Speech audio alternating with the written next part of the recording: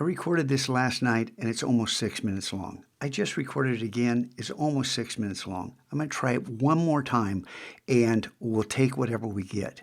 Two things before I get rolling. Number one is this new Valhalla Tardy policy you need to watch. It's under a minute. Number two is if you're working on the posters, I got to talk to you today. I got to collect your work today. Okay? Now, the Reader's Digest version of what I'm trying to say.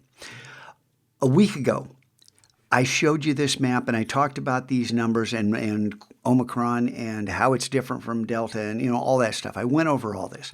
So these were the numbers, 8 and 37.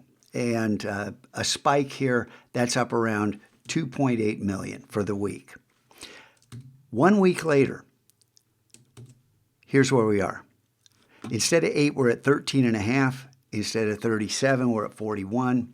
And the spike is over 5 million for the week. So just like this 28-day total slides every day, the weekly counts slide, as we're moving through them. And the numbers change depending upon the data. This is all just raw data, and it's information that's tallied. Nobody's making up these numbers.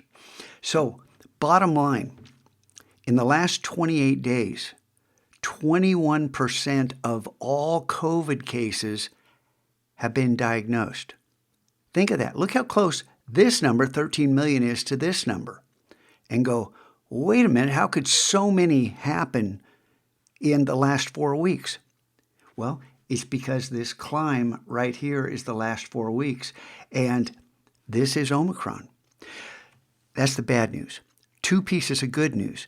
Number one, in South Africa and the UK, where there's lots of hard data, this spiked and then it didn't plummet, but it started meandering downward. Still, way, way, way, way, way too many cases.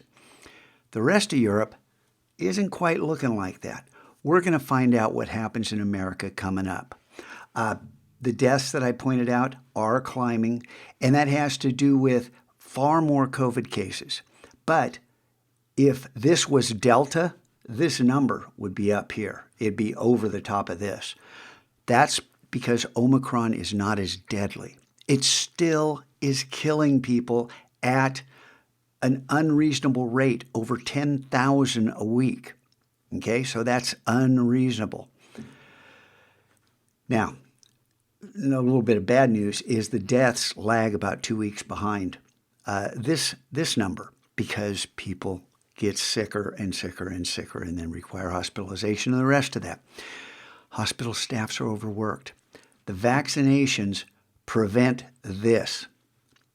The vaccinations before Omicron almost protected you, all the way around from getting COVID. Now Omicron is busting through, but you're still over 3 times more likely to get COVID if you've never been vaccinated.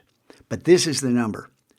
Dying virtually is very rare if you've been vaccinated. These are unvaccinated people. So you're getting a test 5th period.